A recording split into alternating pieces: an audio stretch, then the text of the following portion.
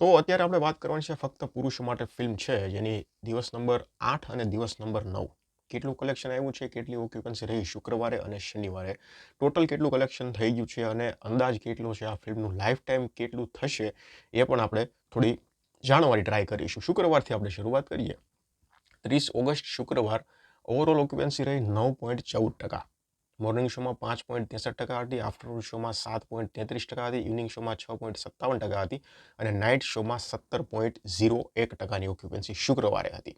જોકે overall occupancy રહી એ decent રહી શુક્રવારના પ્રમાણે, કારણ કે વર્કિંગ ડે હતો એટલે કલેક્શનની થોડું આમ તેમ આવી શકે છે, પણ શનિવારની જે ઓક્યુપન્સી છે ને એ પાછી ખૂબ સારી આવી છે, એટલે એ પણ આપણે આગળ જોશું. પણ શુક્રવારની અત્યારે આપણે જોઈ લઈએ. શુક્રવારમાં અત્યારે અમદાવાદમાં 9.5% હતી, મુંબઈમાં 12.25% હતી, સુરતમાં 7% હતી, આણંદમાં 6.50%, ભાવનગરમાં 2% અને ગાંધીનગરમાં 12.25% અને વડોદરામાં 10.25% હતી. વડોદરામાં ઓક્યુપન્સી ધીરે ધીરે વધી રહી છે. પૂરની સમસ્યા છે અત્યારે ધીરે ધીરે થોડી હલ થતી હોય એવું લાગે છે ઓક્યુપન્સી પરથી, એટલે ઓક્યુપન્સી અત્યારે શુક્રવારની જોઈએ તો ડિસન્ટ રહી એવી કહી શકાય. શનિવારની આપણે વાત કરીએ. 31 ઓગસ્ટ અને શનિવારની જે ઓવરઓલ ઓક્યુપન્સી છે એ ડબલ ડિજિટમાં ગઈ, 16.93%ની રહી. મોર્નિંગ શોમાં 6.14%, આફ્ટરનૂન શોમાં 12.46%, ઇવનિંગ શોમાં 12.30% અને નાઇટ શોની ઓક્યુપન્સી ખૂબ સારી રહી.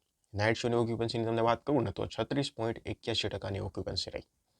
ઓવરઓલ ઓક્યુપન્સી બધાની ખૂબ સારી રહી. અમદાવાદમાં 18.75%, મુંબઈમાં 20.75%, સુરતમાં 10.50%, આણંદમાં 10%, ભાવનગરમાં 4.33%, ગાંધીનગરમાં 24.25% અને વડોદરામાં 22.50%ની ઓક્યુપન્સી રહી. એટલે રવિવારની ઓક્યુપન્સી ડેફિનેટલી ઓવરઓલ જે ઓક્યુપન્સી છે એ 22થી 25% સુધી તો પહોંચી જશે એવું અત્યારે મને લાગી રહ્યું છે. હવે જો ડે વાઇઝ કલેક્શનની વાત કરું તમને તો પહેલા દિવસે 45 લાખ હતું, પછી બીજા દિવસે 65 થયું, ત્રીજા દિવસે 1,65,00,000 થયું, ચોથા દિવસે 90 લાખ, પાંચમા દિવસે 59 લાખ, છઠ્ઠા દિવસે 36 લાખ, સાતમા દિવસે 29 લાખ, આઠમા દિવસે 23 લાખ અને નવમા દિવસે 47 લાખ રૂપિયા કલેક્શન થયું. એટલે આ કેવું છે ખબર, શરૂઆતમાં જ્યારે રજાઓ હતી ત્યારે કલેક્શન ખૂબ સારું આવ્યું, પછી વર્કિંગ ડે શરૂ થયા એટલે બે વસ્તુ આવી, એક તો વર્કિંગ ડે થયા પ્લસ પૂરની સમસ્યા આવી, એટલે કલેક્શનનો ગ્રાફ ખૂબ નીચે વહી ગયો. તમે જુઓ 36 લાખ અને 29 લાખ સુધી વહી ગયો.